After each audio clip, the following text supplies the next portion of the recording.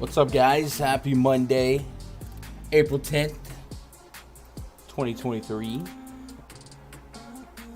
Shout out to the live chat. Let's regulate this audio a little bit more. There we go. What's up, Dylan? What up, Alan, Jake, Steve, Conscious, ACP, Nate, Shannon, Jay, Mighty Saint, Dang Lazy Mofo, Dominator. Jake says cash every single MLB lineup I entered over the weekend. Let's keep it. Oh, it's because I wasn't here? Is that what it am I the problem? Family gathering was good, Alan. Appreciate you asking. Dominator says fully going into the slate. Ready to lose, fading the Cardinals on 20 max. Hey, man. I get it. Coors is the polarizing question every slate is on, right? What up, Joe? What up, Adam? What up, M the Great? Here. Hope you guys are doing all right. Hope you guys had a good weekend. Those cameras. I'm out of the camera shot. Guys, I got two ACs pumping right now. One is like right over my shoulder, and I'm worried about it hitting like maybe the mic. So let me know if it is, and I can fix that. But otherwise, I think we fixed some audio issues on Saturday, so I think we'll be all right. Other than that, how are we ranked over the Yankees? The Dodgers? I don't know. Yankees are... Yankees, we just go out there and win series while we're limping with pitching. We're supposed to have the best starting rotation in baseball, and we have, like, two guys. We're out here getting over with, AAA pitchers. So, hopefully we get even better when you add Rodon, when you add Luis Severino, Frankie Montas, whatever. In Texas, tell you what, it says 70 degrees, mostly cloudy, and I think it's just hot because I've been out there walking around. But it's certainly gonna get hotter. So 70, I'm not gonna complain yet because I'll be begging for this temperature in like 2 months. Hope you guys had a good Easter weekend. Didn't get to stream or watch a ton of baseball last 2 days. Had to catch up on highlight. I hate missing Yankee games. I hate it. But family get together, a little bit more important. It was really, really good weekend, guys. Man, we'll have more weekend content now, but this is one of those like once every couple of year family things. And they surprised my sister, man. She went and scooped up my son. I haven't seen him in a couple months, and it was a nice surprise. So it was like one of those military homecoming videos at 1 a.m. I was like, what? It was so cool. But yeah, catching up with family, meeting family I haven't met in a long time. So I'm happy. We vibed out. Zen is high. Hopefully tonight, baseball keep it going. We got some early Yankee baseball. We got some early games. In this stream, we're going to be focused on the main slate, which does include Coors. But yeah, if you're here looking for like some takes on the early ones, like we can look at it, but I don't have any of that pumped into the spreadsheet, so we'll be hyper focused on the main slate. Also, just call out, we start the weekend off at 8,623 subscribers. So let's see how much damage we can do this week now that NBA regular season's wrapped up, and maybe more people are going to start looking towards the baseball offerings, or at least today when there's just not much out there, How far am I from Globe Life? Probably a couple hours south, Waco versus Arlington. Feels like that's a 2-hour drive. I don't know. You losing to Arizona or 5-5. Hey, man.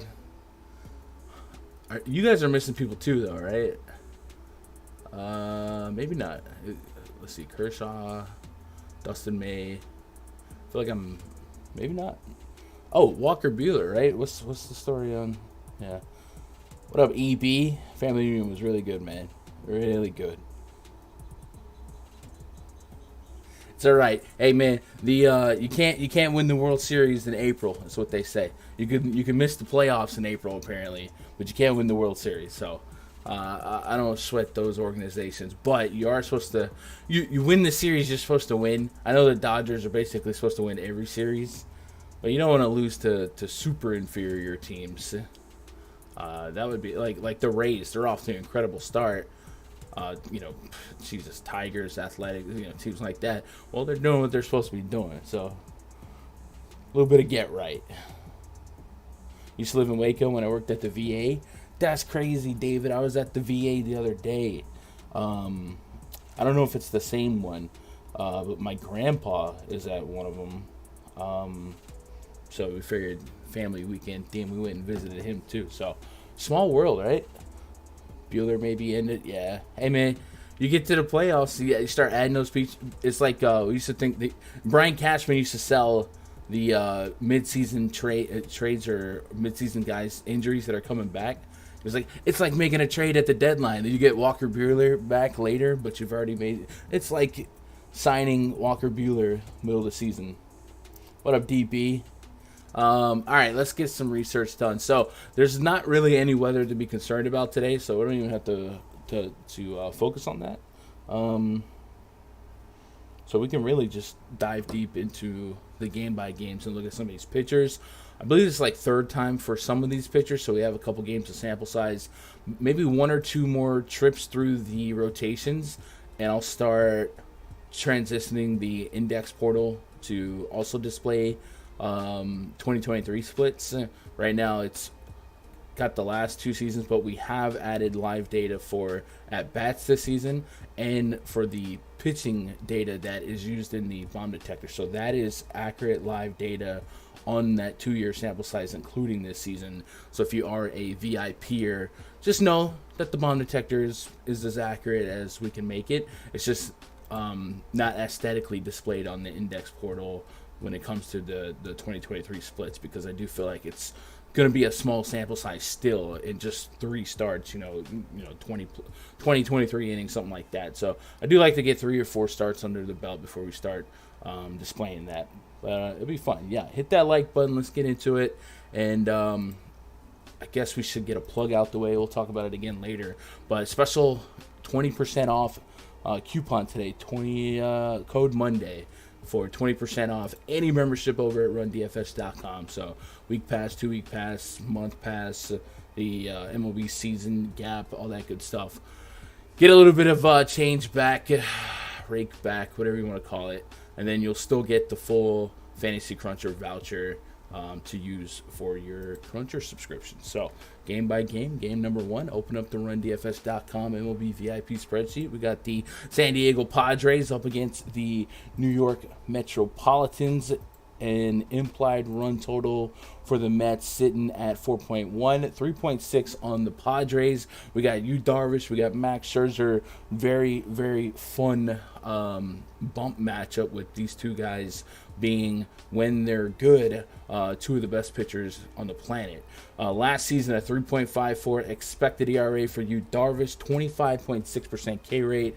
That was 4% down from 2021 and 6% down from 2020. Maybe a natural regression as his career begins to maybe go down the hill a little bit more, but still 25%, very, very, very much usable. 11.4% swinging strike rate, 18% called strike, and then Mad Max, last couple years, one of the better pitchers in baseball, 2.87 expected ERA last year, 2.88 on the Sierra, 30% K rate. He also has a couple of outings this season. So first we'll look at Max, we'll look at pitches thrown last 2 games, 95-91, so fully stretched out, no qualms there. We do worry about some of this in-between stuff, 4 bombs in his first 2 games back, and 12 hits allowed on a 4-10. She's 9-16 fly ball to ground ball to fly ball ratio. And then Yu Darvish, looking at him, this will be his second start, 91 pitches in that last outing. He was in the WBC as well, so he's got a little bit of live pitching, throwing some live rounds against live hitters for the last month or so. So 5 innings for him, 4 walks in that game, with a 5-3 ground ball to fly ball ratio. So let's dive a little bit deeper on either of those guys. Basically, looking at the results, all I did was affirm that shouldn't be worried about either of these pitchers' ability to go quality start-esque for Fanduel, with their pitch counts being so stressed out. And then we'll go to game log discipline for Max Scherzer in the first 2 games. 14% swing and strike rate against Miami. 12.6% against Milwaukee. Milwaukee had something on him, or he just didn't have it that game, because Milwaukee certainly won some tournaments that day. The swing and strike rate was fine. The first pitch strike rate, 70%. I can work with that. The batted ball data completely against him. 7.71 xFIP, 7.42 Sierra, with a 52% hard contact rate. Not really what you want. Hey, good pitchers have bad games. In that game, we saw average fastball velocity around 93. Slider was around 84. And he also mixed in the cutter, curveball, and changeup. So comparing velos to last year, somewhat down, but like within a mile per hour. So not over sweating that. I do think he just had a bad day. So with his larger sample size, I think you have to include him in the player pool here. What does start pushing back a little bit is the Padres are a pretty good baseball team. In the projected lineup here, we've got 5 guys that strike out 20% or less against right-handed pitching, and then we've got a lane of Machado, Soto, Xander, Bogaerts that hit for incredible average against righties and decent pop as well. But Max Scherzer is just generally one of those pitchers. I don't really overthink the matchup. I think we think range of outcomes on this slate, how many pitchers can get us to 30 plus. There are a few, but Max Scherzer is certainly one of them. So I feel like his ownership wouldn't be too egregious considering the matchup. And I would be, he is still up there. He's top 3 in projected ownership, but it's usable. 1 in 4 lineups right now projected to have Max. So I think we have to obviously put him in the player pool. So let's open up the player pool tab. And do we start him as a 2 or 3? I think I'm gonna start. Oh man, I'm gonna start 3. I'm gonna start 3. And let's move index portal back to the front. Or nah. And then what do we do with Darvish here? So looking at Darvish's first start via Fangraphs, we'll go game log, plate discipline. What up, Sean? You like Darvish here? Yeah, Darvish is when he's on, he's so good. I love him in like MLB The Show because he's 800 pitches. What did I just do? And then also, did I just see a 4% swing and strike rate last game? What? That's not good. 62% first pitch strike. So those are 2 things you don't like to see. Zone contact is what you expect. Swing percentage 35%. Let's go batted ball. 7+ on the xFIP. 7 Sierra. 33% fly ball. 25% line drive rate. This is against Arizona. Is Arizona just good? Are they just doing this?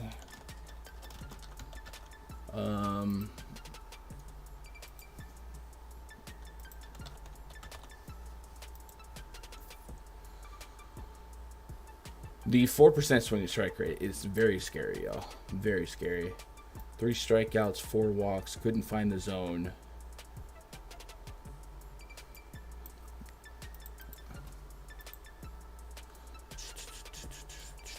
Let's go look at some of these pitch mixes.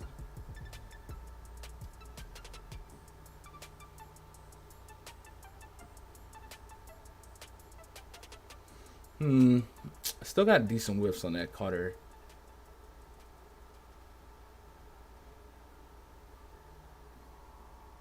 Arizona's been destroyed. Yeah, maybe Arizona's just like good and we have to start accepting it.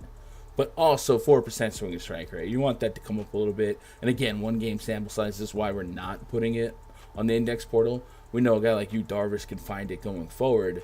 But also want to use spots like this where maybe the people that like, because the results weren't complete implosion, right?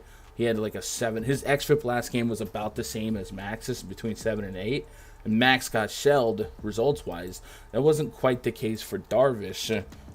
So it might help us find a little bit more of a sneaky click or 2. Only give up 1 Ernie. And with the advanced metrics, we could say he was lucky.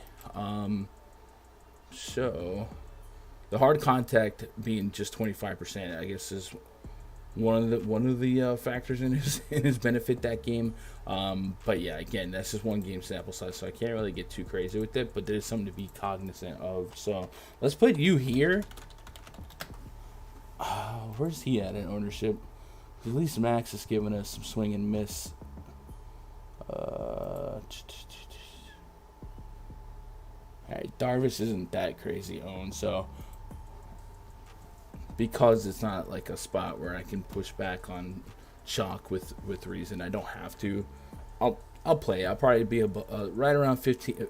I'll probably cap them at like 15 or less. So that's how I'll attack that. What do you guys want to do with these offenses? Anything? We've got low run totals, meh ownership on you Darvish. Scherzer's still going to be top 3, and with cores on the slate, people are going to be much less inclined to go pick on guys like Darvish and Max. So the Mets have really low ownership. What about the Padres? Mets and the Padres are 2 of the bottom 3 teams in ownership. So if you're managing a larger portfolio, like we saw with that that Brewers game against Max, because of the name value, even if people are scared to pitch them, they don't act on their hesitation, right? They're not stacking against them. So I think you could easily play both sides of this. I would be more inclined to lean with the pitching because of the long-term sample, but because of the ownership being so low on the field versus what else is available. And these are like the good parts of like concentrated core slates where cores will soak up 20-30%. You're going to get the rest of the field lower owned than usual, and you're going to get the bottom of the stack ownerships being almost untouched. So it's such a great opportunity to grab, high octane offenses like Machado, Soto, Bogarts, Alonso. It's just really premium ownership. So I'm going to put them in the bottom, and I think getting the 4% of them being 2 times the field, and not also feel like I'm just burning lineups here. I'm fine with that. So a little Scumdacker-esque, but I'm there. I'm here. Get caught up on chat. What's up? Welcome everybody that's stumbling in here.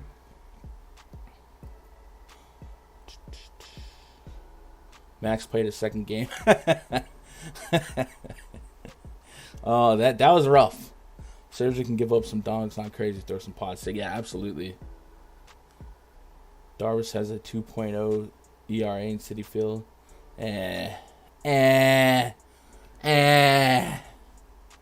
What up, Absolute? Hope you're doing all right. What up, Jay? What up, Rob? Here. It's Castillo and Elder. I'm cool with that. I do think there's a fun group of pitching. Like I like this slate, a little mix and match of aces and offenses that can do well or be sneaky against pitchers that are in tougher spots. So I'm with you. Xander dong off of Max, calling his shot. I'm with it. What up, Ryan? I had a sick Toronto 5 stack with Lau, Judge, Yelich, went off on Yahoo. Dang, bro. If you had Judge yesterday, you had a big head start. I didn't play DFS yesterday, but obviously I tracked that game. And the Wi-Fi, we were at a farmhouse. The Wi-Fi was so spotty during that game.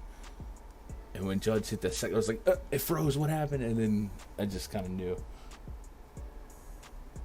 Duvall going down is going to hurt the Sox. Oof. That's funny. All right, let's move on to the next game here. Braves hosting the Reds. So we actually have a confirmed lineup for both of these teams. So we'll get that slapped into the RunDFS.com MLB VIP spreadsheet. Will Myers, Vossler, Spencer Steer, Will Benson, Jose Barrero. Confirmed as projected. We got Ronald Acuna, Matty Olson, Austin. I hate Austin. Austin Riley. Cleanup spots, Sean Murphy. He's thick. 2 C's, no K. Ozzy Albies. Eddie Rosario. Orlando Arcia. Man, I was out at the little farmhouse, man. I didn't get to watch in real time the implosion of the Minnesota Timberwolves. That looked like that would have been fun to watch.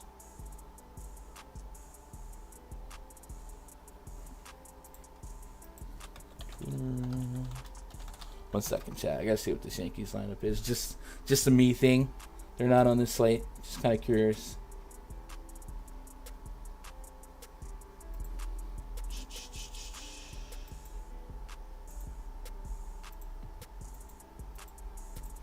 So Yankees are Glaber, Judgy, Rizzo, Stanton, Willie Calhoun, Jose Trevino, Franchi, IKF, Volpe. Okay, work with that. RR Jada 19, welcome to the channel, man. Thank you so much for the sub.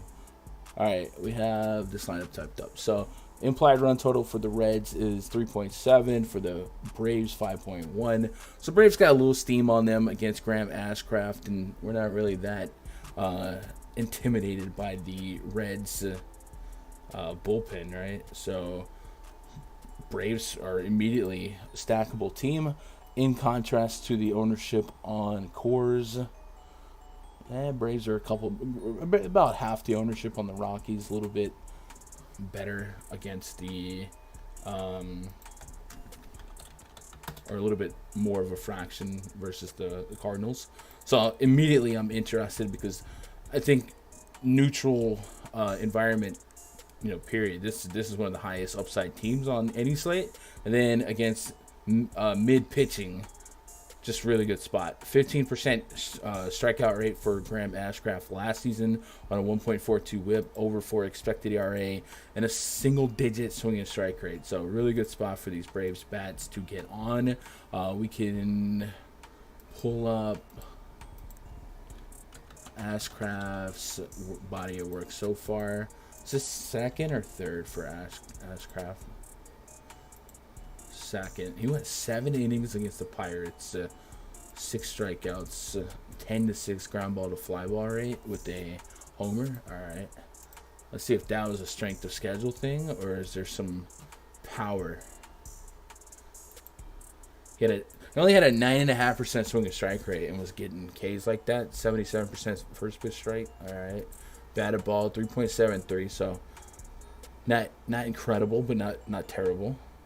Ground ball rate being 52%. So ground ball rate the last 2 years for him, 61% and 50%. So he's a big ground ball guy. So that might steal some of the pop potential, but he still is holding a 1.7 home run per 9 to righties with a 40% hard contact. So how was the hard contact in this game? It was 21%. Let's split that to righties to see if he was still working with giving up righties a little bit. Yeah, he was 33% hard contact rate to righties in that game, and this is really low numbers, but a 10% against lefties. So it is a spot where I think, as we are interested in picking on Ashcraft in the front end, these righties make a lot of sense. Acuna, Riley, and Sean Murphy, all these guys have about a 23-24% collective strikeout rate against righties, and we can really neutralize that down, picking up on his inability to strike out either side, but especially righties. So those would be the 3 standouts, and then if they can run him out of this game and he not go 7 innings, then it's all bets are off against that bullpen. And we've also seen a little power surge from Arcia, but yeah, Acuna, Riley, Murphy look really good. And then this is a team that not only can they hit with a little ISO, a little extra bases, they can also sprinkle in some stolen bases. Bottom half of this lineup really does bottom out as you get Kevin Pillar and Eli White, but what are you going to do? On the red side, up against Bryce Elder, we saw some Elder interest in chat. We got 54 innings of sample size from him last season, 21% strikeout rate, just under a 10% swing and strike rate. The results were better than maybe the underlying metrics here, but this is a guy that is probably going to get better before he gets worse. And there was plenty of positive to build off of last season. So looking at just the results of Game 1 for Elder, and then we'll look at the underlying metrics, and then we'll revisit his minor league stuff to see if we're on the right trajectory. So first of all, with your only game of the season against the Cardinals, that's an extremely tough ask. Still pulled out a strikeout per inning, 3 walks, only 2 hits allowed, with a 6-4 ground ball to fly ball ratio. So very, very good results, and that was in a positive part. Now looking a little bit deeper into the numbers, discipline, 12.7% swing and strike rate. That's really good, and that's 3% better than his season average last season. 72.7% first pitch strike. We like that. And then a 4.5 xFIP, 4.47 Sierra. That's not what you want. Also, this hard contact is really, really high. 67% hard contact on the batted ball events he did have, which is not really what you want. Looking at the StatCast, he gave up a barrel in that game. So again, maybe playing with fire, but you see the positives. Revisiting his minor league numbers. Enos Freedom, Fries broke his hand punching a chair too. Yeah. There's been a couple of historical dopey injuries where players strike walls and inanimate objects. That's why, like, I don't know if you've ever seen videos of, like, I don't know, Chris Sale throwing hissy fits and tearing up dugouts, or David Ortiz hitting a phone with the baseball bat. It's like, well, at least they're not punching walls, you know? It's like we need them. Red stack, I would so I like with cores on the slate and with like 3 or 4 teams representing half the field, maybe. Let me see. If you took the 1, 20, 15, 20, let's say you took the top 4 teams in ownership and just removed them, that represents almost 50% of the field in terms of stacks, right? Does that make sense? That's over 50. That's almost 60%. One of those teams is not the Reds. So if you gave the field those 4, and I'm not saying do this, just little game theory of how to approach slates like this. Every stack is cool if you value ownership equity and being able to be over the field, but not like feel like you're giving up a ton of equity in your own portfolio. So Reds are one of those teams that are projected at like no ownership. So if you're only there at 3 to 5%, you have leverage for what it's worth over the field if you think they're going to do well. And I think I like the thought of that. So there's not many teams you can come at me today and be like, yo, would you stack this thing? Like, yeah, on this slate it makes sense if you're managing a larger portfolio. On the front end, the Reds are not a like stack team with talent. It drops off a cliff real fast.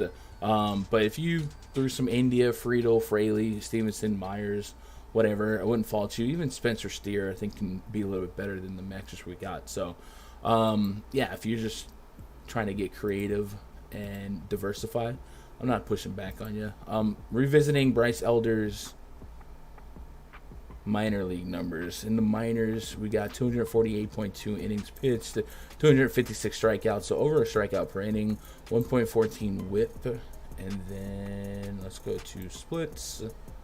2020, let's go 2021, and then we'll follow it up with 2022. With 2022, they might half and half it. Does look like his pedigree is to be a ground ball pitcher and to get more strikeouts against righties. 2 homers here. All right, and then 2022.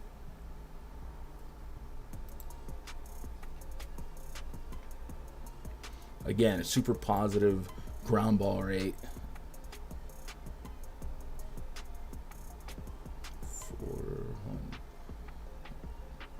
Yeah, not a ton to be too weary of. So if I had to choose between Elder or the Red stack, it's easily Elder, just looking at the metrics there, and then also understanding that this is a very underdeveloped Reds team. Yeah, Elder, oh my God, dude. This is, other than TJ Friedel, we've got 23 to 30 to 40% K rates against righties. So massive spot, massive opportunity at 6,600. Would probably expect, man, that's not going to be contrarian, right? Yeah, I think Elder's just ridiculously underpriced here. I'm not sure what happened. What kind of ownership are we looking at on him?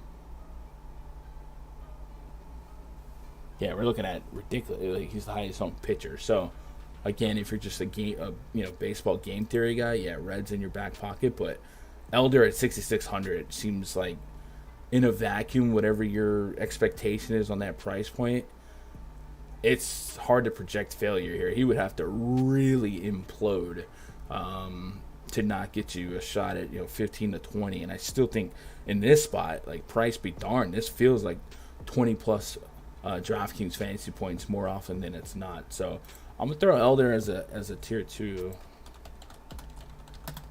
But on DK, you could argue that value is just unquestionable. So we got Braves here. I'm not going to put Reds in my short stack. Reds are more of like if you're feeling froggy to be super contrarian. There's plenty of reason to justify the clicks today. But, man, I mean, who would we even... Bomb Detector's highest is Jake Fraley, and 3.7 is really not even that astonishing. So, yeah. Let's get caught up on chat. Gunn was at a farmhouse in Texas. I don't know. I keep calling it a farmhouse, but it wasn't. I don't know. There was farm around it. It was very country. It was beautiful. Gobert throws a punch like a cat pawing at a paper bag.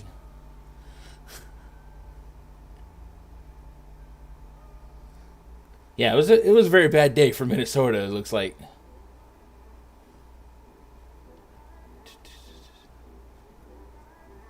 Taking my honorary bong hit for Gun since you don't smoke. Appreciate it. What up? Could be. I hope you're doing all right. Elder and Cash, of course, are playing with lesser stack. You feel good about it. Yeah. Yeah, definitely in Cash at that price. Like, that's a good. He should be like 8K if I'm being honest. Like, if I had to price this slate out, I know it's like game 2 here, but fudge. Most pitchers should start at 8K against the Reds. But especially with his historical ability to be a strikeout guy. The walks are basically his bugaboo here. And I don't know. I don't know. I'm leaning way more to the side of his talent winning this battle.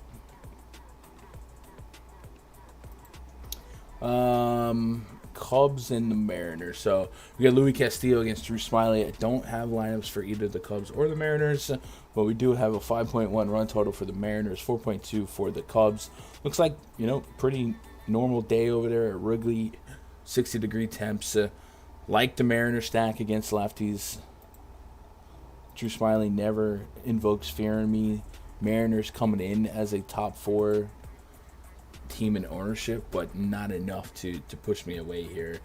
And then Castillo, 9,600. And looking at that list of pitchers with 30-point ceilings, I would say his floor feels higher than that of Max and Darvish because of their matchup. Like, it just seems like those two feel more likely to give you single digits or implode based on what we've seen in the last game than Castillo, who, from what I've watched so far this season, has been sharp, and then quality of opponent, strength of schedule factored in here. Way less respect for the Cubs and way more excited for the strikeout potential in that matchup than I am necessarily in the Padres or the Mets matchups, right? So let's go game log on Louis Castillo. 17% strikeout or swinging strikes in his first 2 games. And make no mistake about it, like this, it's not like he faced the Tigers and the Athletics in his first 2 games, right? Cleveland and the Angels, whatever. But you walk away from a game against the Guardians with a 17% swing and strike rate, you did something, man. That's a team that's really, really scrappy and makes a lot of contact. So he's looked really good. Batted ball data, fine, 3.76 xFIP in the Angels game, 2.74 against the Mariners. Ground ball rate is 46% on the season. Hard contact rate, 46%. You want that to go down for sure. Has allowed 1 barrel, 12 hard hit balls. So at least only 1 barrel with that elevated hard contact rate. But yeah, this is looking really good for Castillo, and then the strikeout potential in the projected Cubs lineup, you take out Eric Hosmer and Nico Horner, you could have an average of 28 to 30% K rate against righties as a team. What is his strikeout probably? It's got to be like 7.5, right? 6.5. Ooh. Well, I mean, I guess I would wait for the confirmed lineup. I guess it might be trickling out now. I just see the Mariners lineup. Let's get that updated. J-Rod, Ty France, Eugenio Suarez, Teoscar Betton, cleanup. AJ Pollock got me a double dong the other day. Tom Murphy, former Rockies legend. JP Crawford. Green light that. All right, and then the matchup for the Mariners against Drew Smyly. 4.17 expected ERA last year, just a 20% K rate. Elevated barrel rate the last 3 seasons, almost 11% average and 9% last season. It's a really good Mariners team, and they got some pretty solid barrel rates when they're making contact. Man, this seems like the ultimate Zunino spot, right? That's a shame, but Tom Murphy can hit with a little pop, but definitely would have been much more. Is he hurt? Did I miss? Or is he just... Am I dumb? Oh, he's on the Guardians, ain't he? Yeah, he's on the Guardians. I'm dumb. He was in that Guardians series. All right. So for power, Eugenio Suarez is up there. This is a guy, him and J-Rod strike out a lot. J-Rod, a little bit more surprising, 30% against lefties last 2 seasons. But when you can neutralize that, you open up a 13 to 14% barrel rate. And today, Suarez giving us nearly a 4 rating on the bomb detector. Teoscar against lefties, just insane metrics for him. He's usually on top of the bomb detector when he's up against a lefty. Pollock is 3.93. Where's Teoscar in comparison to the field? So reset this a little bit, resort it. Teoscar is top 5 in the bomb detector. There's, other than Logan O'Hoppe, there's a lot of like really good sample size in a bomb detector for a lot of 4 and 4 pluses. So nice numbers from Teoscar. I love this Mariners stack. I do. Not going to be uncommon, but it's not part of the top 2 or 3 projected stack. So I'm in. I really have no interest in the Cubs. I'm all about some Castillo here. I won't throw him in the 2, but he's probably my favorite pitcher pound for pound. Like if I had and I know Max and Darvish have that ceiling, but if I had to pick a pitcher to score the most fantasy points on this slate, I think for me it would just be snap call Castillo. Is anybody else leaning on Castillo as your top-owned pitcher? Just say 99 pitches in that last? Yeah. So we're ready to go. So Castillo is probably my favorite. I might tier 1 him. Would that be a little too aggressive?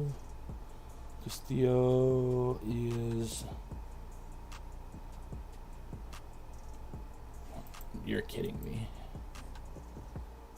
There's 4 pitchers projected to be higher owned than Luis Castillo. Yeah, that might be my guy then. Love it. All right, so I'm not really that enthralled with Cubs, but again, long odds for big. If you're running 150, 100 plus, I wouldn't talk you down off of any stack, but in 20 or less, they're not a stack I'm getting to. Give me Castillo. I think in cash, I would even like go Castillo and Elder, and I know like Castillo's not low owned, but yeah, man, to have 4 other pitchers above him is kind of crazy. Let's get caught up on chat. Castillo and Urias, who's think you think so? What up, David? Hope you're doing all right. You think Castillo and Urias is your cash game combo, or those are your 2 highest owned? Stop it, ACP. Castillo was the one that got away, man. Last year, when we knew the Yankees had to add an arm, I was like, Castillo. And I guess whatever the asking price was, the Yankees couldn't afford it or didn't want to pay it. And so instead they went and got Frankie Montas, as the Mariners got Luis Castillo and Watson Louis. And Yankees, like a week before he was, like 5 days before he was traded, he pitched against the Yankees and like dominated the Yankees. And I was just like, come on, Cashman, you've got to be there. Sign this kid, bro. I was like, what? And now thinking like, other than Volpe, what could they have wanted that we couldn't have given, unless they just, like, the Yankees have a higher price tag on players because they're the Yankees. I don't know. Is your two highest? All right. Woolsey was in my single entry. That didn't work out. Yeah, I don't even play golf, but I saw the craziness on that. That's unfortunate. That sucks. I saw a couple. I saw golf got nuked because of that, and then I guess there was another MMA fight that got canceled before, even it was time. I think 15-minute window or whatever. That sucks, man. I don't play either one of those sports, but I'm always it sucks to draw dead before you can actually sweat. You know what I mean? Like, it's one thing that if they all play and suck, but you still experience the sweat, man. What a buzzkill to like tonight if we played, I don't know, Castillo, and then at 7 o'clock, this game's at 7:40. At like 7:20, Castillo has been pulled from this game, or he's not playing. Like, dang. And then you're just sitting there drawing dead because it won't let you change Castillo to another pitcher.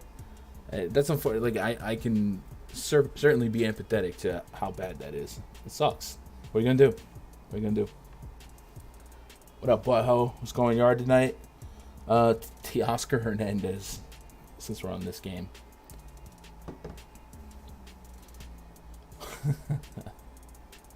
Yeah, I don't know much about golf. For golf, man, I point y'all to my boy Luke, and obviously Stochastic, man.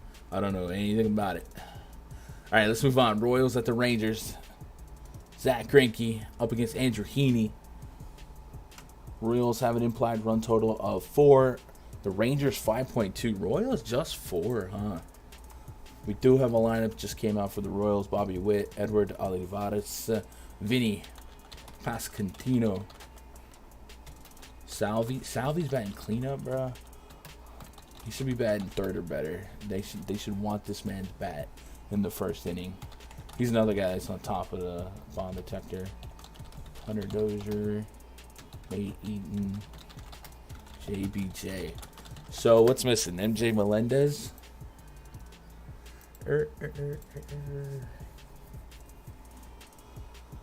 Lineup kind of sucks, yeah. Rangers. I got nothing. All right. Andrew Heaney, huh? Heaney has ownership next to his name, and I don't think that's gonna happen. Yeah, I don't think that's gonna happen. Right? Is anybody here? Like, this is one of the ugly v ugly, right? Royals kind of suck, but Andrew Heaney last couple of years has built a kind of rough reputation. I know he kind of turned it around with the Dodgers. And then he comes out in his first start and he does this. Do we really think he's going to be top 3 owned today? I'll disagree with that. If I would hope that he is, but I would disagree with that. Let's see if we can at least create a case for Heaney or against him, whatever. Royals K a lot. So this lineup for the Royals, if we look at those lefty splits, Pascantino, Matt Duffy, Nicky Lopez, single or in the teens in K rates. There's certainly strikeouts here. Don't get me wrong, and Heaney has strikeout potential.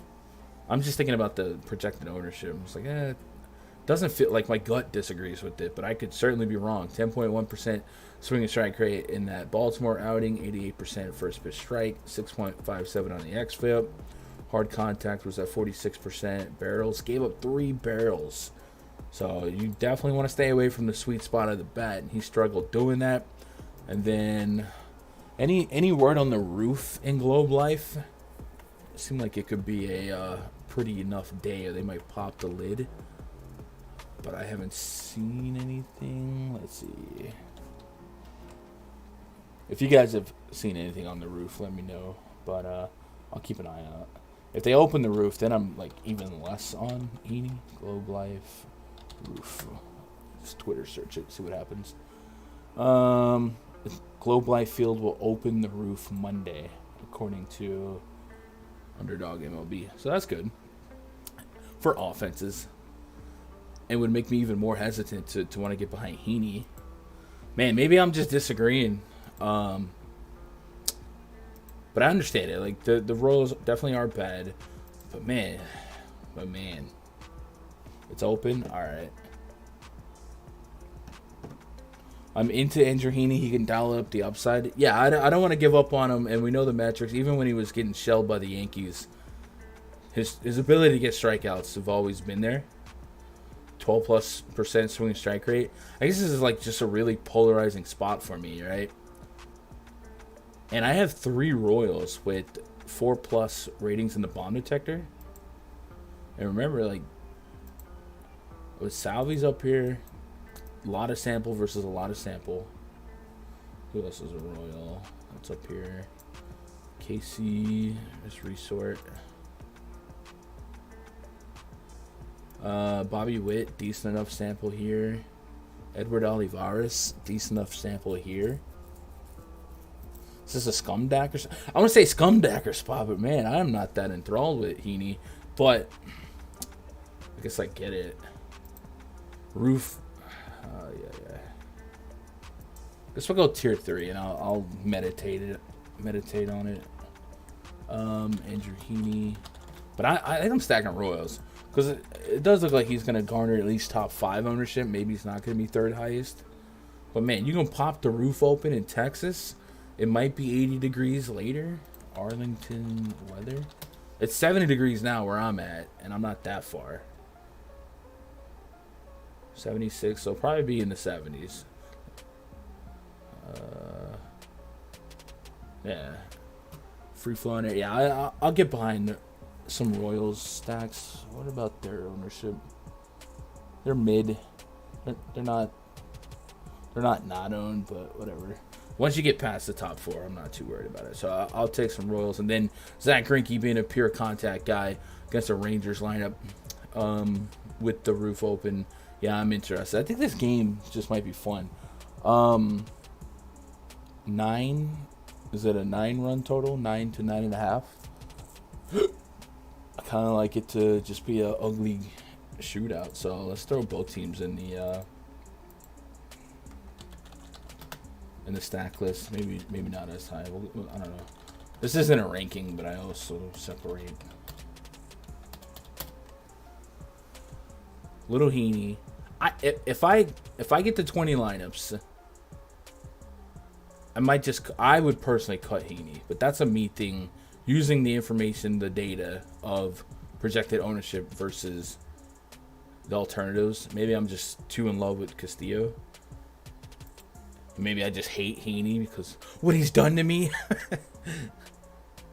But I feel like there's a lot of pushback that's easily justified here.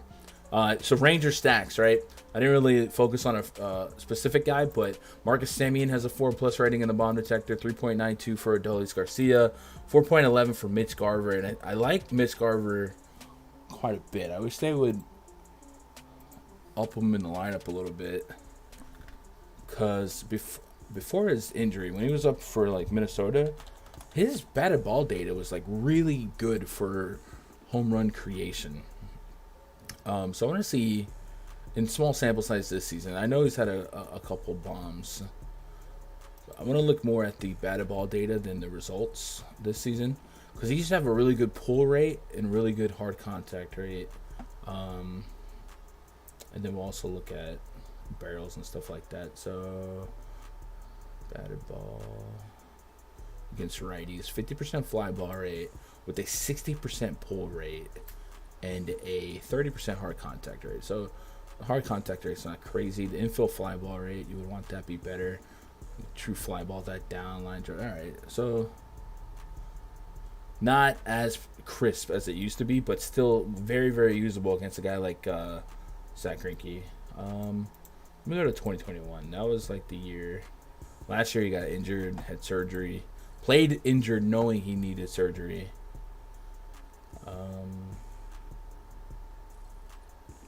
Let's see what the mark is to get back to. Yeah, look at that. 43% fly ball rate.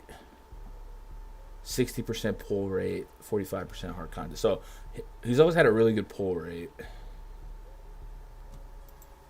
So hopefully he's in the lineup, and it would be nice if he's not too far down. But I do like this Rangers team quite a bit. And ownership-wise for them, anything crazy? Oh, Garver's on the IL? Well, that's unfortunate. Let's see. We just did a lot of Garver research just for him to be hurt. I missed out on that. Did it happen yesterday? Let's pull up this official lineup for the Rangers. Semien, Seager, Lau, Garcia, Grossman, Jonah Heim. I could play Jonah Heim. Smith, Thompson. Is that Travis Jankowski? Stolen, the speediest of speeds? That makes this Ranger stack more fun.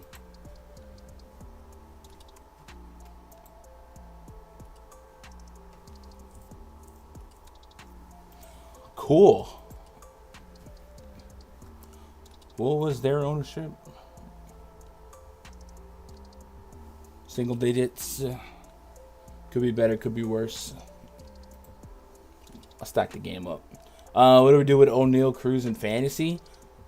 So, I mean, I don't know what their timetable is, but I feel like you break your ankle, you could be out for a minute. So, if you can afford to put him on your IL for now, whatever. But, obviously, he's going to be gone a long time. If it was me and I couldn't afford to stash him on my IL, I would just cut him.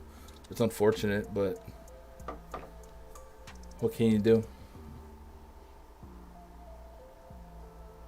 Sucks for him. I didn't go watch the video of that. I read about it while I was out at the ranch, the farmhouse. What up, Kickstart? 10 to 12 weeks for Cruz. So, yeah, that could be 2 to 3 months. Is that 10 to 12 weeks before he can even come back and, like, start working? You know what I mean? That could be time. 10 to 12 weeks that's a lot of that's 10 to 12 games in your season long if you're doing weekly, right?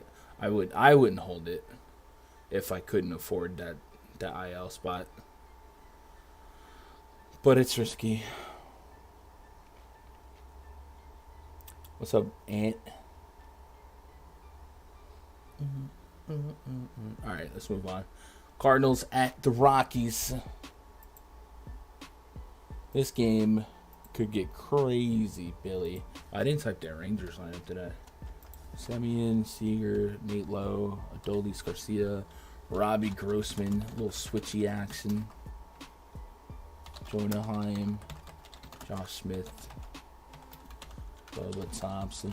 Not Bubba.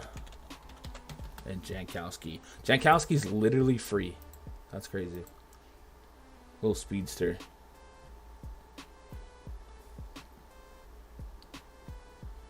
We're still waiting on the days where an analytical team will take their switchies like Jonah Heim, Robbie Grossman, and then look at for Zach Greinke. This is just me.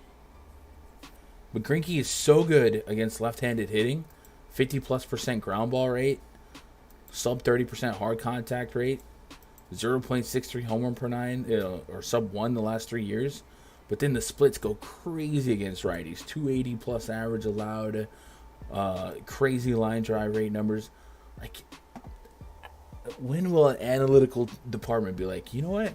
Go out there and bat righty. See what happens. Because I would definitely do that. But they don't do that. So, what are you going to do? I'm not pitching Greinke, obviously. Rockies and the Cardinals. Next game on the docket. We do have a Rockies lineup dripped out. Profar, Charlie Blackmon batting second. Chris Bryant batting third. CJ Cron, hello. I am Elias. Elias Diaz batting fifth. Elejeris Montero. Jonathan Daza. Alan Trejo. These are names, y'all. Ezekiel Tovar. And we are confirmed. Oh, I spelled Jonathan wrong. There we go. Steven Matz and German Marquez. So this is the ultimate wide range of outcomes spot for all four corners.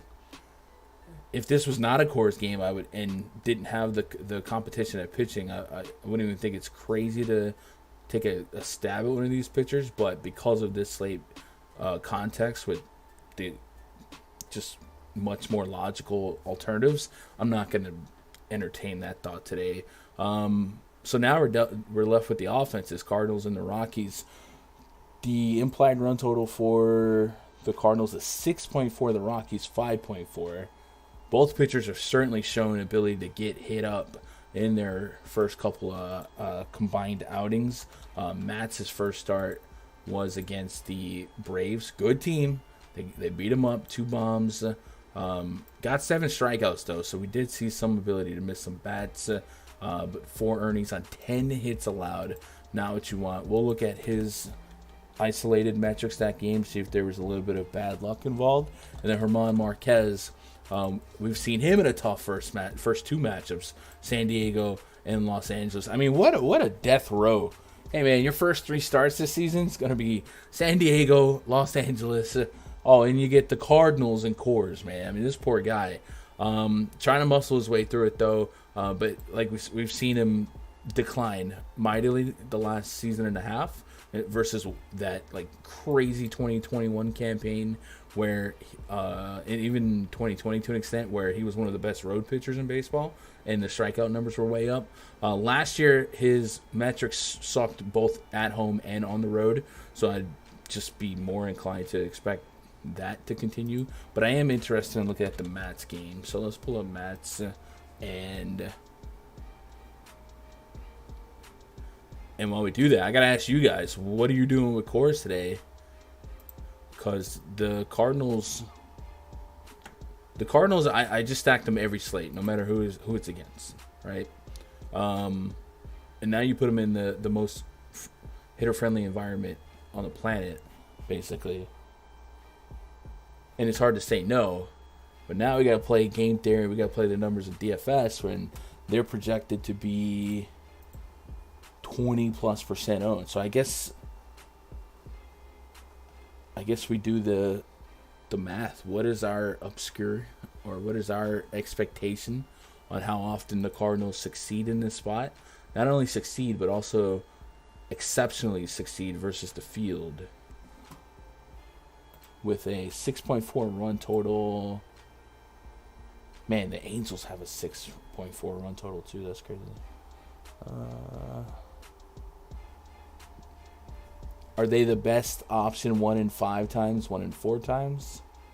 I feel like that's close to being the right guess, which unfortunately is close to their projected ownership. So, much like we always do, we're going to gravitate towards chalk. We shuffle the deck of cards with lesser owned stacks. But how many of you guys are just full fading it because of the ownership? Because I did say, if you look at the Cardinals, the Angels, the Rockies, and the Mariners, with a cumulative ownership of 55% plus in terms of stacks, you get the rest of the field for free, basically. It can make all the lamps you want. What are you guys doing? Fade Coors, says Danny. What up, Kiefer? Here. Castillo K's is interesting versus... Yeah, Castillo's strikeout prop feels a little bit low. Fade it and cross fingers. Fade because even if you play and it goes off, you'd be holding hands with 40% of the field. Yes and no, Shannon. Like, I definitely don't think the spirit of that is wrong. But you can make those lineups unique, right? You could mix in, I guess it's more of a Fanduel thing, but you could mix in one of those teen-owned stacks or mix in a contrarian pitcher. But yeah, for the most part, I would say if you're so inclined where you just can't look away, I cannot quit you, Cardinals, if you can't fade Cardinals, then we're going to start doing some surgery on how to make it mathematically make sense, right? So one of the things Fantasy Cruncher has is the ability to cap the stack mix, and I've been using that a lot throughout the first week, just kind of learning because I don't remember it from last year. I'll show you guys if you guys have Fantasy Cruncher, or if you want to get it through. If you get a Solbit Run DFS, you activate that that voucher. Have you seen this feature?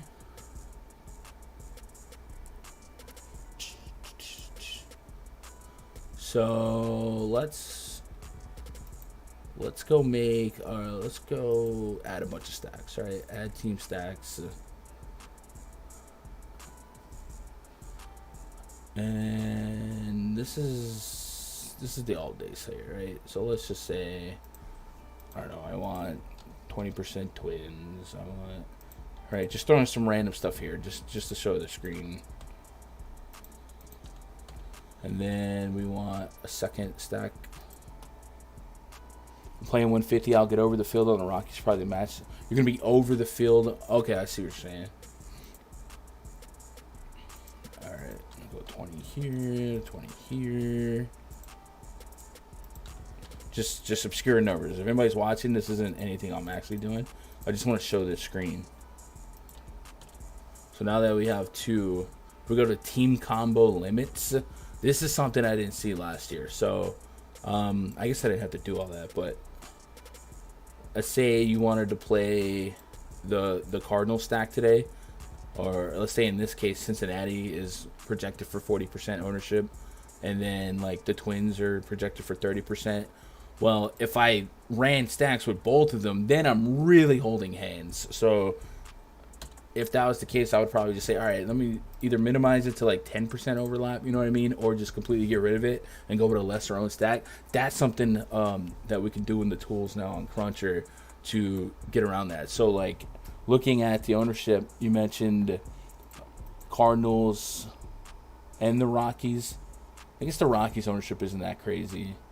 But like if you had a team that's like at 20% and a team at 15%, I'd probably just not have them together. And if not having that combo, you know, is outdone in the massive slates or in the big field tournaments, then so be it. So if you guys do use Cruncher and you want to play Cardinals, it doesn't have to be all or nothing. You know what I mean? So I would just be like minimizing the overlap, I guess, on this slate between Cardinals and maybe Angels in big field tournaments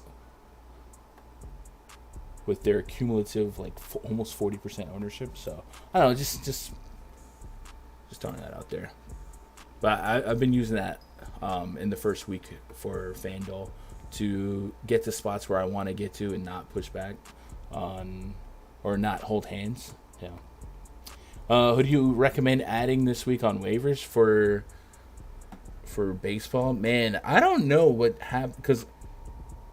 Let's see, who did I just pick up? I dropped JD Martinez for James Outman. It's processing, so hopefully nobody in my league is listening, because I do think there is a, let's see. But I don't really know. It depends on how many teams are in your league and how sharp your opponents are. Because there's nothing but scraps on my waiver wire. Trying to think, looking at all of the hitters available in my league. None of these names really scream at me. Isaac Paredes is up there just because he's crazy utility guy, maybe. I did go and pick up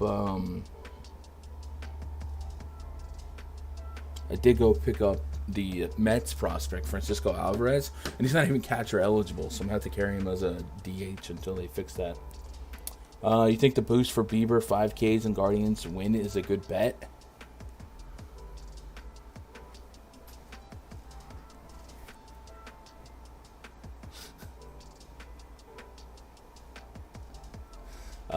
Minus 120 and 130. So,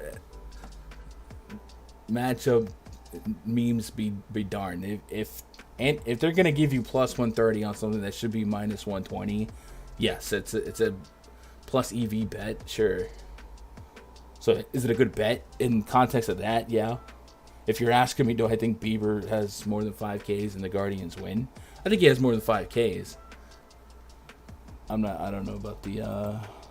Let's see. Let me look at Domingo Herman. Yeah, they should be able to beat it. They should win. Looking at this lineup. So mathematically, I would say yes. The Yankee fan in me says no. Steph, where do you get your confirmed lineups from? So I usually I'll just wait for underdog, but sometimes the teams I follow will tweet them first, like the Yankees and stuff like that. So just roll around. I usually don't have an issue with that. But underdog, if you guys are on Twitter and play DFS, all of the underdog family of accounts, they have a bunch of news roundup accounts, NBA, baseball.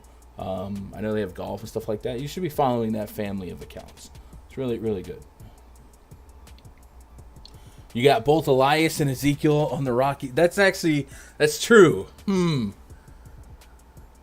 Elias batting 5th, Ezekiel batting 9th. Will we see them at the same time? Is the question. What props do you like tonight? I'll tell you, we'll take a couple peeks at between games and what's available here in a second. I did feel like the Castillo strikeout prop had an opportunity to grab it over. I'm playing 150. I'll get over the fielder. Okay, yeah, I got that. Like the Angels. Yeah, Angels and the Cardinals should garner a decent chunk of ownership just based on their run totals alone. And yeah, where we at on subs? So we started at 86.23. We're at 86. Refresh. Man, taking forever to refresh. And then where we at on like 61? You guys want to get us? Oh, we got 4 new subs. All right, hey man, shout out to you guys. If you guys haven't hit that thumbs up button yet, man, smack it. I would appreciate it. Not pitching Marquez, not pitching Mets. Nationals and actually Cardinals lineup just came out as I scrolled, huh? Let's get that. Donovan, Burleson, Goldie, Arenado. Little revenge narrative, huh? Arenado in Colorado. Wilson Contreras, Nolan Gorman. Dang. We don't get Tyler O'Neill and his ridiculous barrel rate in Coors on opening night here. Opening night for the series, rather. Tommy Edwin. All right, cool. So no Tyler O'Neill. Bomb Detector likes Nolan Gorman quite a bit. Cool. Nats and the Angels. We got Patrick Corbin taking on Jose Suarez. Neither pitcher I'm interested in. Corbin's just really bad. Jose Suarez, just don't think that on this slate he rises to the top. Swing and strike rate last year was 11.7%, so that's not terrible. 22% K rate. I just don't think that he's going to jump for these other guys I'm already in on. And the Nationals lineup can be a little bit scrappy. I guess Stone Garrett and Michael Chavis have high K rates, but Chavis has a good hitter profile when he does make contact. So Suarez might be on the outside looking in for me. But let's go look at his last game. 13% swinging strike rate, that's pretty good. Batted ball data, 3.79 xFIP, we like that. Hard contact, we don't like that. 3 barrels in that game, we don't like that. It is Seattle. Seattle's pretty good against lefties. So I think he just exists. I don't feel convicted to pick on him. I don't feel convicted to pitch him. I do feel convicted to pick on Patrick Corbin. Run total also agrees with that. 6.3. I mean, that's Coors Field, literally Coors Field run total in Anaheim. So Angels, obvious clicks would be 1 through 3. Maybe throw it, Rendon's back, so 1 through 4. Renfroe, Drury, this lineup has a ton of upside in this spot against Corbin, who has certainly not looked sharp. Kind of crazy they still toe in the slab every 5 days. But man, the Nationals pitching rotation is just that bad. Like, they have to have the worst, uncontested worst pitching rotation, right? Nationals pitching rotation 2023. Patrick Corbin, Trevor Williams, Josiah Gray. Mackenzie Gore has upside. He used to be like the number one prospect in baseball. I'm not going to give up on him. And Josiah Gray does have some strength. Look, Trevor Williams just looks so short. This is so mid. All right, first 2 games for Corbin. Swinging strike rate's been in double digits, so that's a good sign. XFIP is not what you want. Batted ball data. Hard contact 32%. Home run to fly ball rates at 20%. Didn't give up a bomb against Atlanta, but 28% against Tampa. And Statcast 5 barrels and 19 hard hit balls. It's not what you want. So we'll throw Angels in the mix. So I do think not having Angels and Cardinals, and just in the interest of uniqueness, is probably an easy rule to settle on. If you're scared to fade but also don't want to hold hands, makes sense. And then I'm not really there on the Nats full stack, but I could see maybe Joey Meneses being a good one-off. Maybe Lane Thomas leads off. We'll see how they roll this lineup out. There's a couple guys I'm interested in.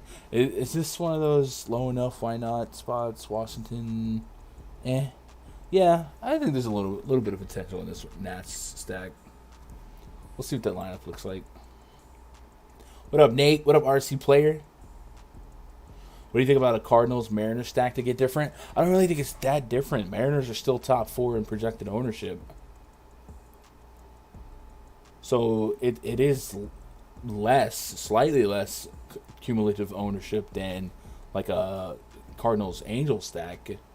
But I'm thinking if you're really just trying to squeeze the ability for uniqueness out of a Cardinal stack, you gotta get a little bit more frisky. Like the Royals with the roof open in Texas would be a great way to drop off half that lineup. Maybe looking at the San Diego, sub stack with the Soto, Machado, Xander, guys like that. Like that's how I would plummet the overlap in terms of ownership.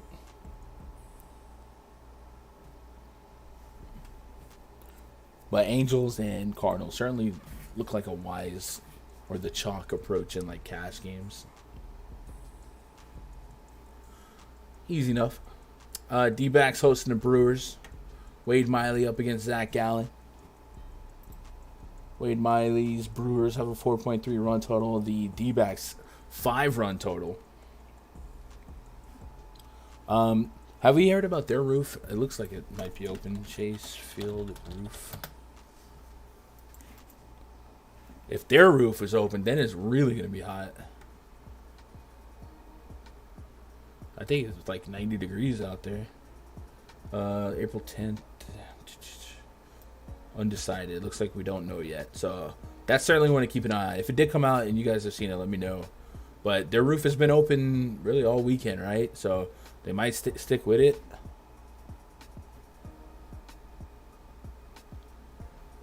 And if their roof is open in, where do they play? Like, I don't know the city, but I think it's like 90 degrees. Yeah, it says here 91 degrees. So much like the Texas game, I think it's a much bigger plus for bats. And we've kind of talked about the coagulation in ownership being in 4 teams. Well, we can get to the D-backs and Milwaukee. They're much more medium projected in ownership, so it could be a really good boost. So I'll be sitting on that news. Does the bottom of the order batters help St. Louis and the St. Louis LA stack? Yeah, that's also one way to get unique within the same stack. I would imagine like most of the ownership is projected for like the top here. So if you went like a Tommy Edman, Jordan Walker, in the bottom three of the lineup, you're still gonna get quality environment, quality matchup. So I don't mind that. I don't think it completely drops off, but yeah, if you're just trying to get rid of some of the massive ownership, I would imagine Goldie, Arenado, and guys that are in the top 5 would by default be higher owned than the guys in the bottom of the lineup. And I don't think you're missing out on much on the bottom of the lineup. Tommy Edman can hit for an okay enough average, doesn't strike out, so he's going to put the ball in play, and he's a stolen base threat. And Jordan Walker, we're starting to see him starting to flex his muscles. We know his potential. So yeah, I'd be okay with that. What up, Jeff? Take a shot at 888. Should I play safe or go low and to get a takedown? So in the 888s, the field is much smaller, right? So a lot of this contrarian is great game theory. It's just because we're trying to be super unique in a massive, massive field of lineups. I don't know how many entries are in the 888, but it's probably, I guess I'll pull it up, but it's probably a fraction of a regular tournament. So the game theory is a little bit different. So you probably do want to play a little bit safer, but you don't want to be super wrapped in bubble wrap, right? So you might start looking at so 888 has 1,000 people in it. So you might start looking at like I would start with the pitching, see where I disagree on pitching in terms of ownership. If what I was looking at is accurate, Andrew Heaney's the name that I instantly disagree with. So maybe that's one way to get different. But you don't have to be crazy contrarian to beat 1,000 lineups. You have to be much more outside the box to beat the... Wow, the $15 only 27,000 entries, huh? Usually you can see like 40, 50K entry tournaments here. But to beat 1,000, you don't have to be psychotic. But you do want to zig and zag in a couple key spots. So like maybe be a little bit more on like the third or fourth highest projected stack, 15 entry. Yeah, 15 entry is definitely way more like a cash game, where you maybe 2v2 or 3v3 it from what your cash game lineup would be or something like that. Thoughts on Bieber? Generally speaking, I think he's good. I think he should have a decent game today. Get a bunch of strikeouts. I hope he doesn't. But I think he should. Best single entry pitchers for DraftKings. I'm late to the party. So if I had to make one lineup on DraftKings, I'd probably go Castillo, Elder, and go from there.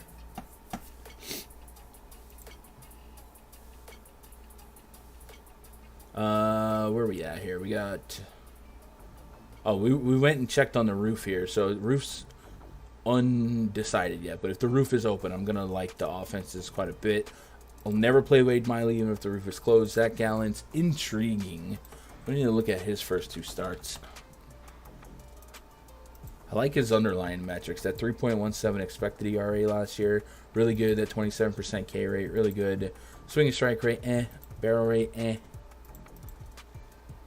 But we'll look at game 1.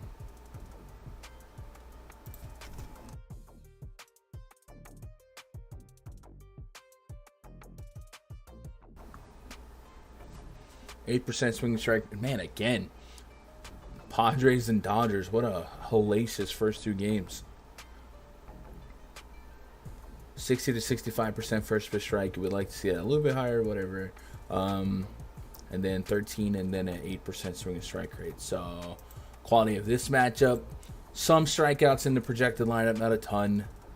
So it doesn't really give me any warm and fuzzies here. I do respect him enough that like Brewers wouldn't be my first stack, but like I said, you pop the lid open out here in Chase Field, I'd be very, very intrigued. So I'm gonna add that to my player notes. I'm gonna say waiting for definitive Chase Field roof news.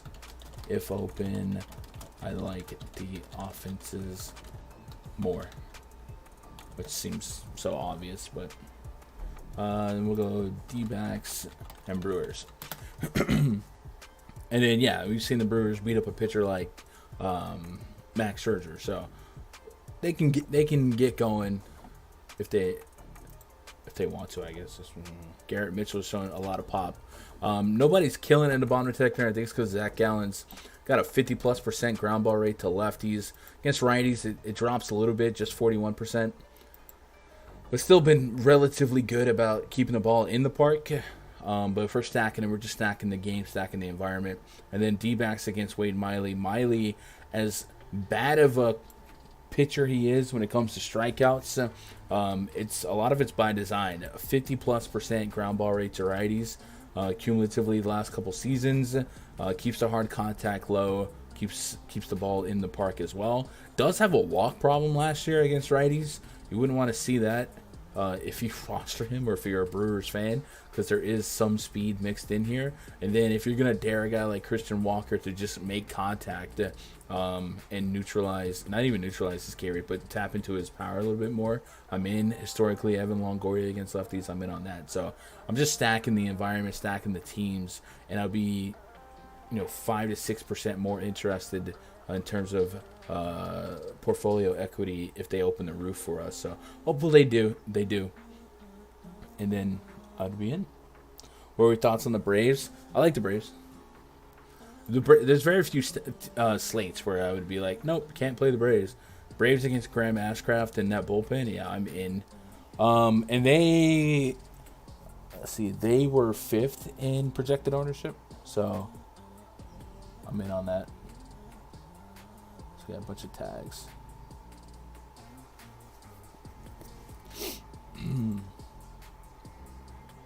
Yeah, I'm getting pinged on Discord. I don't know what that was for.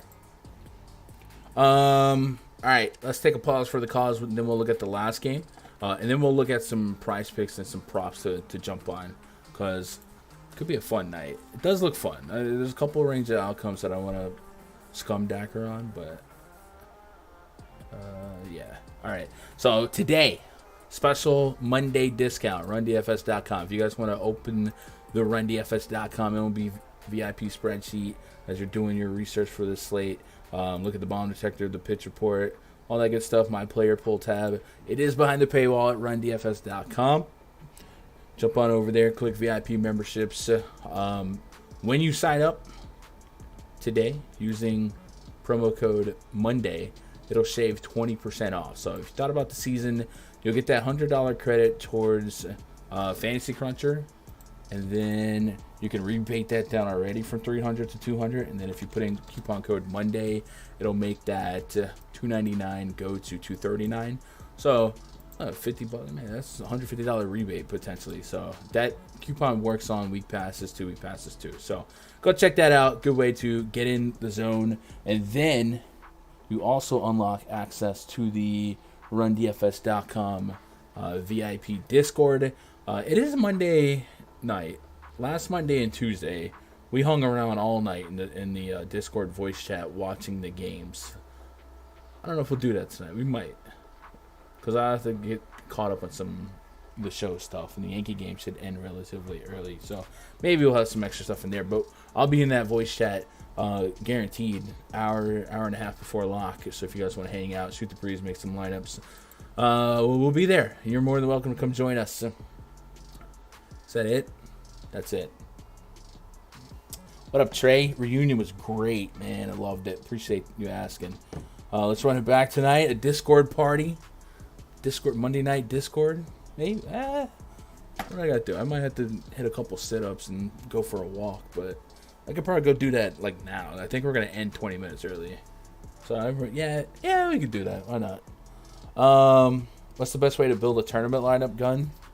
I think baseball strategy slate to slate generally is unique based on the slate itself, because there's so many moving variables and ownership and quality of pitching. If you're just trying to make some rule of thumbs as a loose process for tournaments, when I think of tournaments, I think of big fields. So that's a lot of lineups that I gotta be beat to win first place, and I want to be unique to stand out. So because baseball is a game of failure, So when a stack gets to like 20-25%, even if I think the probability of them doing well is high, 20-25% is still a large part of the field. So usually if let's say I wanted to go play a tournament tonight that had 50,000 entries in it, if I did no research and I just wanted to go with a processual approach, I'd probably take maybe the fourth or fifth. Look at the fourth or fifth best offense that are in versus ownership, if that makes sense. So like today, the Braves. Somebody just asked about the Braves. The Braves are fifth in projected team ownership. So I get them a little bit lower owned than maybe they could be on a different slate. So I'd probably look at them, and then maybe I'll look a little bit lower. You don't have to get, once you get past those like crazy double-digit owned teams, everything's going to be pretty unique. So you don't have to overthink it at that level. But that's what I would do. And then pitching, I usually don't ever get cute at pitching. I'd rather play it, 50% owned Kershaw than 5% owned Wade Miley, if that makes sense, right? I don't play a pitcher just because he's cheap. I take the upside and the floor for my pitching spot. I don't think any of that works as an explanation. I wish I had to do a video that's a little bit simpler. But this is a sport where chalk is bad long term. Went 4-man Cardinals, 3-man Royals with Acuna went off. I like that. You get a little of the chalk. You get the Royals with the roof open against Heaney, who is also projected to be decently owned, and Acuna leading off a very potent offense against a lefty. We talked about that ownership. I think that's an incredible approach. Just thinking about numbers pre-flop. I like that. Dodgers, Giants. Logan Webb is on the bump for the Giants. Julio Urias for the Dodgers. I don't know why I had Logan Webb twice. 4.2 run total for the Dodgers, 3.5 for the Giants. Both of these pitchers certainly very formidable pitchers because of the opponent, I guess, in this case. No one ever really wants to pitch against the Dodgers. So Logan Webb's coming in with okay ownership, but not like top 5. And we've seen him be okay to start the season. Last season, a 3.6 expected ERA, and at home, 305 xFIP with a almost 60% ground ball rate. So certainly could get behind some Logan Webb today, and I do think his price is reasonable enough. 6 innings against the Yankees, 5 innings against Chicago, 4 strikeouts in that last outing, 12 in that first outing. Guess we'll look at the results because game 2 was not quite like game number 1. Logan Webb. Oh.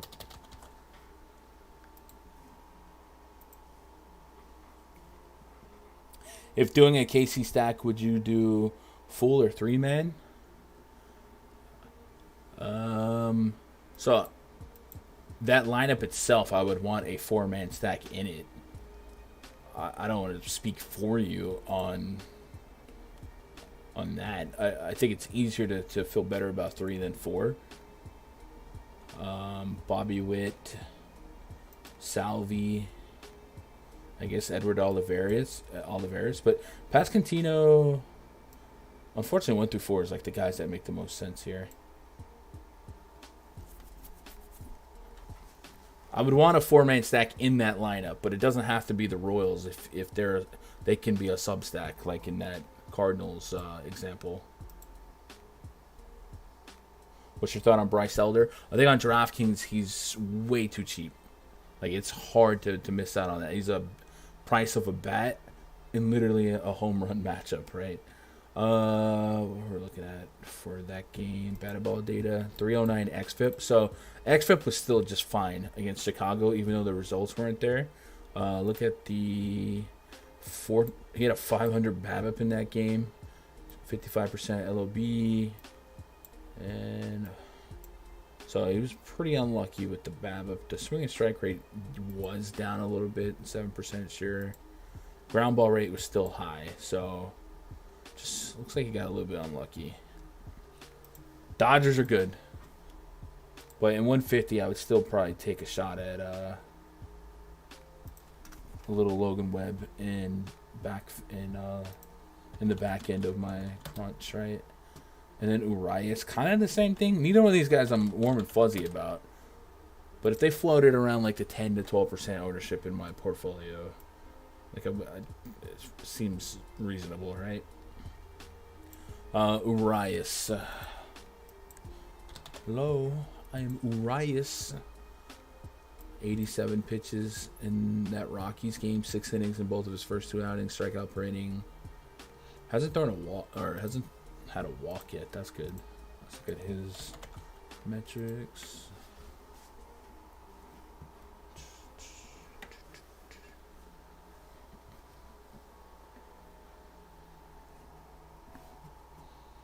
All of these Discord tags. We're gonna look at PrizePicks. PrizePicks after this. I can't talk today, yo. I don't know what's going on.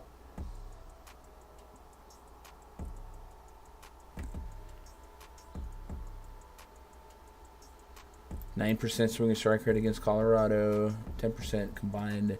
That's fine. That's not crazy. XFIP's really good. StatCast, 1 barrel in the first 2 games. Yeah, I'm fine with that. Kind of feel like similar plays here. I'd probably get to more Urias than Webb, just because this lane of strikeouts in the middle of the Giants lineup looks really appealing. But I'm not like running to either offense. I think the Dodgers, just because this is a team that you rarely get ridiculously low owned, and having them, as a couple of percent because they're in the shadows of all the high upside spots, I take some shots on that. Like Mookie, Freeman, Will Smith stand out quite a bit. James Outman's been just crushing it. But it's not as menacing of a lineup, especially that bottom 3. Although Jason Hayward is apparently that guy.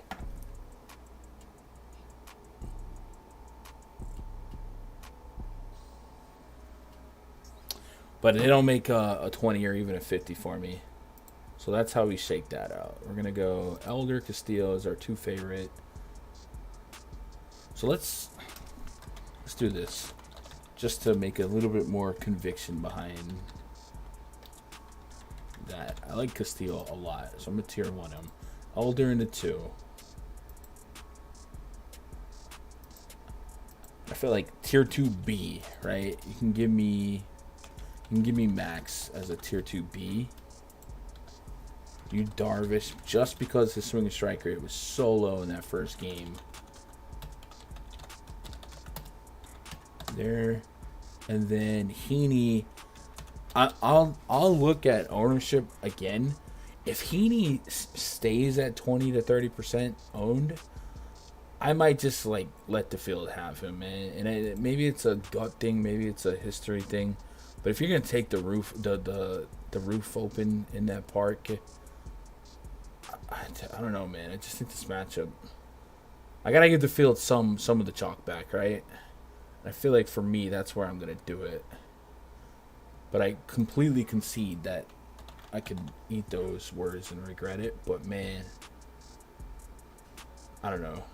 My gut reaction initially looking at ownership was that I don't think he's actually gonna be in 1-4, 1-5 lineups after game 1, and with his like reputation. Well, we'll see. I'd be glad to give 30% of Heaney to the field. You know what I mean? Can't blame them all. All right, let me get caught up on chat. So mad that Reyes wasn't in the Royals lineup. I was gonna have him in most of my lineups, so since he's long. Yeah. What up, Joseph? Hope you're doing all right. Wanted to play. Yeah, Fran. Are you talking about Fran Mill? I got the hiccups. What's that about? All right, let's go look at some props. Main slate props. You guys want to, if you haven't already, if you just stumbled in here, 2 things. Check to see if you have hit that sub button. And while you're there, see if you hit that like button, man. Thumbs up. It would be cool to get to 100 likes today. Looking at the main slate. I guess we'll start on the portal, and then we'll say what the brain says, and then we'll go to the prize pick. So, Darvish and Scherzer, what could we like here? I don't think I want to get behind any Darvish strikeout props because of that game one, unless it's an under. Is he at like 5.5, 6.5? Let me see. 5.5. Oh, I wish it was at 6.5. Darvish and Max combined 12 strikeout prop. Yeah, I don't think I want any stake on that. So what else we got? Reds and the Braves. I'd be looking at an Elder strikeout prop and then something for Acuna fantasy wise. So we'll start with Elder. 5.5 Ks. How do we feel about this?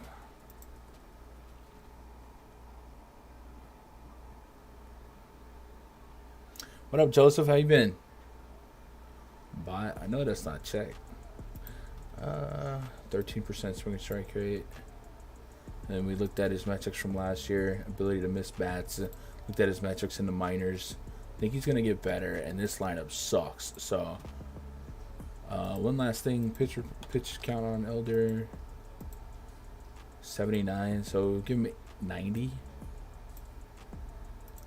I'm kind of interested in the over. Get over strikeout per inning against the Reds. Yeah, I'll take a shot on that. Let's go Bryce Elder. I'll probably have a bunch of stuff to take action on. 5.5 Ks. And then Acuna. We want fantasy points for Acuna, maybe. We don't have an Acuna. We don't have anything for Atlanta, or is that just Acuna? It's just Acuna. All right. Oh, we do. Oh, he's got this weird thing on his name. 9 fantasy points. That's up there. But a double and a... Alright, I might chill on that. Wait, we could bet individual hitter strikeouts? Really? How many hitters do we have on the board for that?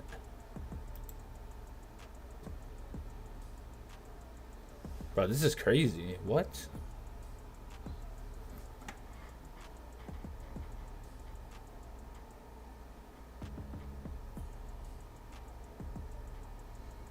None of these names implore me.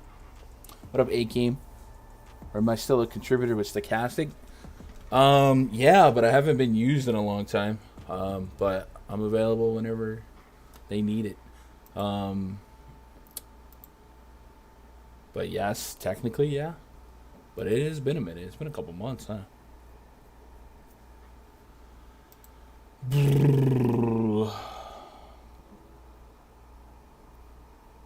What up, A-Game? How are you?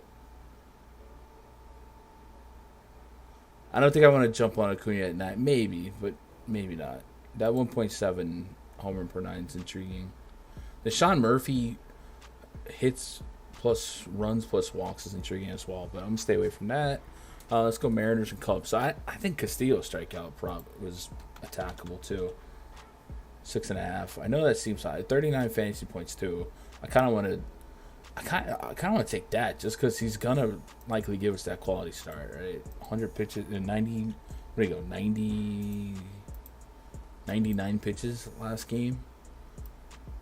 I'm in on that. I'll take the fantasy points, but I don't mind the strikeout prop. So Luis Castillo over 39. Don't hate 6.5 Ks, but I'd take the fantasy points as an out. In that game, some Mariner stacks for prize picks. Anybody? J-Rod. Teoscar's the guy for me. I don't mind Pollock either. Let's go Seattle. I'd probably be able to grab a couple of these guys. But again, we're not getting fantasy. Dude, they're real. We get J-Rod fantasy. What, man, that's unfortunate. I would really like to have something on Teoscar. You need to invite Luke for your next NBA show. Yeah, I don't know if I'm gonna do another NBA show until next season. We'll see. I've been pretty focused on baseball. Um, but yeah, maybe we can get Luke into baseball. That'd be fun. But yeah, I love working with Luke. All right, Royals and Rangers. What can we get for Texas?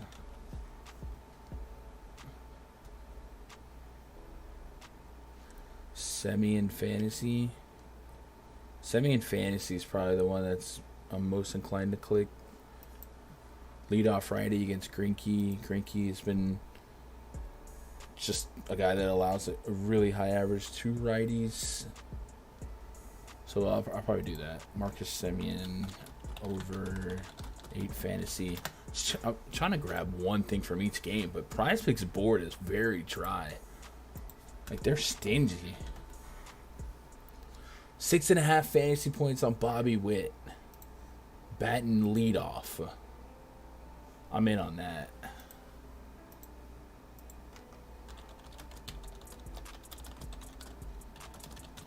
He could steal too. Trammell's not in the lineup. Salvi at 6.5 is also feels disrespectful.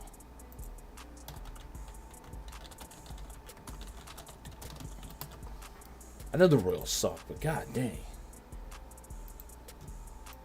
Road guys against a fly ball pitcher with the roof open? Yeah, I'm in. Rockies, I mean, Jesus, good luck with that. Everyone over, right? Nats and the Angels, nothing.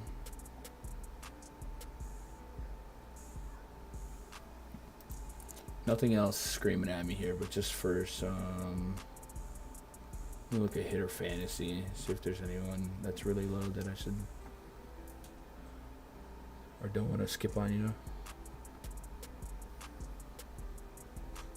I wish we could sort from projected points. That way, like, it went 6.5, 7, you know what I mean? It's going by teams. So definitely give me Salvi, Bobby Witt. All these cores guys are go for it. Home run, or a couple hits with RBIs. All clear. 6.5 for Yelly. Alright, I think I'm happy with what we got. We walked over at 5. What are you guys thinking? Castillo, fantasy, Elder, 5.5 Ks. Semien, 8 fantasy points. Witt over 6.5. Salvi over 6.5. Boom. Run that for now. If they start dropping more later, adding more Mariners, stuff like that, I'd be okay with it. Let me go post these in Discord before I forget. We should preface that with the word leans, right? So we'll put that in the VIP. I'll also throw it in the free Discord. Why not? So if you guys are in the free Discord, is this it? It is. Boom. Also, you guys share your cards, man. Sweat together. You guys got anything? Anything else to add? Reminder, code Monday, get you 20% off any sub over at rundfs.com. We'll take a look at the bomb detector cumulatively. Actually, am I missing any lineups since we've been live? Got a couple that came out. Mets. All right, let's punch those in. But if you guys got anything that you want to explore, throw them at me. We have a Padres lineup too. Trent Grisham, Manny Machado, Soto, Xander, Matt Carpenter, Jake Cronenworth, Ha-Seong Kim in the lineup. Rugi. Alright, Austin Nola. I tell you what, let's look at Nola real quick, because this was on my brain the other day. I want to say that Nola was one of the worst catchers in baseball when it came to holding runners, and I never went to go double check that. So while we have a minute, I want to do that in case I owe the man an apology. Because Yu Darvish is kind of wonky to the plate too, ain't he? Advanced fielding catcher. So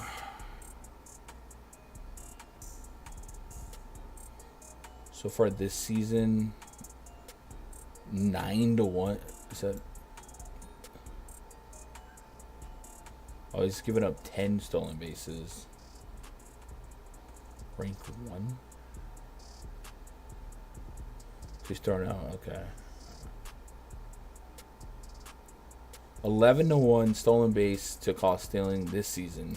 Gave up 56 last season, caught 8. It was a 13% caught stealing percentage. 26-4 the season prior. Yeah, I would say that's probably not good. 8% and 13% caught stealing rate. So let's compare that to. It just means almost a 90% success rate. So yeah, Austin Nola, we can run on him. So I know Marte's not in the lineup. That's unfortunate. I would have went to him. We're leaning off Nimmo. Maybe a couple of these guys might swipe. Lindor, I can see running. All right, limited.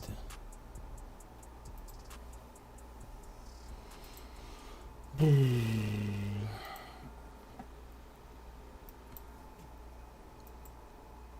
little bit more limited. All right, let's go back to the spreadsheet. There we go. Kundecker is like typing Jaja. What up, Obi-Wan? Hope you're doing all right.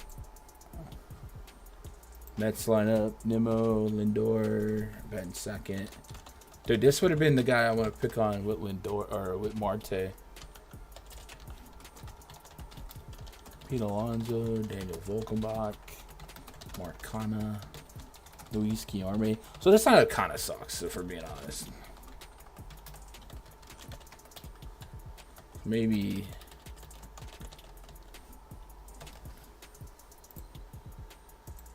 Darvish can find some of that swing and strike rate.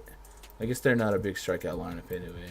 But the ISOs, there's 2 guys in this lineup the last 2 years with an ISO over 200 against righties.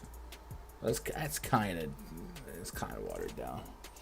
Cubs lineup is out, confirmed. Nico Horner, Dansby Swanson, Ian Happ, Cody Bellinger, Trey Mancini, Patrick Wisdom, Yan Gomes. Hold on, what did I miss? Bellinger, 6 is Hosmer. Patrick Wisdom, Yan Gomes, Miles, Master Bologna. Alright.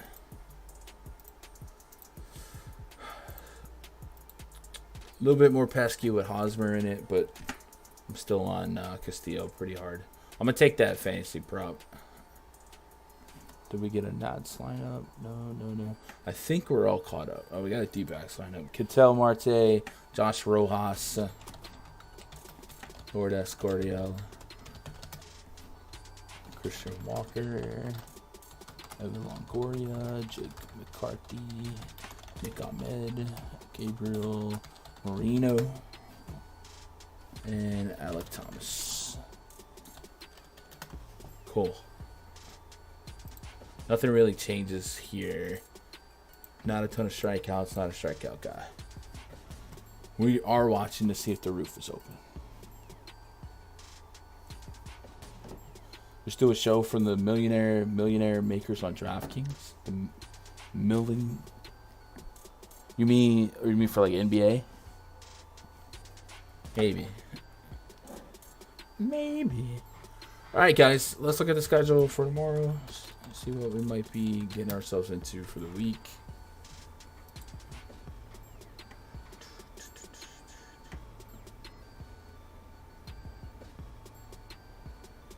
Some more early-ish games. So it looks like another main slate. So we're probably trying to run back to 3 p.m. Eastern stream.